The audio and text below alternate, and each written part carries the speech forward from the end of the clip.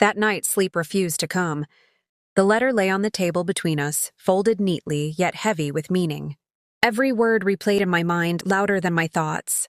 I kept wondering how a promise made years ago could trap two strangers in a marriage neither of us had chosen with love.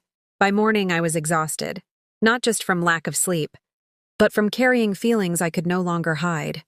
When I finally spoke to him, my voice trembled.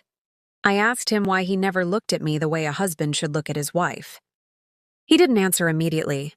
Instead, he stared at the floor, his jaw tight, his hands clenched. The silence stretched painfully between us before he finally spoke. "I never planned for this," he said quietly. "That promise was meant to protect my family, not to hurt you. I thought I could carry it alone." For the first time since our marriage, I saw cracks in the wall he had built around himself. His voice wasn't cold, it was tired, broken, and suddenly, my anger softened into confusion. Days passed, and something slowly began to shift. He started coming home earlier than usual. He asked how my day went, even if the conversation ended awkwardly. Sometimes he would sit beside me in silence, close enough that I could feel his presence, yet careful not to cross an invisible line. At night, I would watch him when he thought I was asleep. There was regret in his eyes, and fear. It made me wonder how long he had been living this way. One evening, the power went out, and the house was swallowed by darkness. We sat together in the living room, the glow of a single candle flickering between us. The silence felt different, gentler, almost safe. For the first time, I didn't feel like a stranger in my own home. "I'm sorry," he whispered suddenly.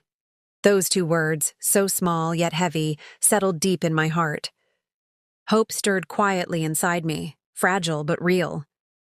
I began to believe that maybe love didn't always begin with passion. Maybe sometimes it grew slowly, from understanding, from shared pain. But just as that hope started to take root, his phone rang. I watched the color drain from his face as he answered the call.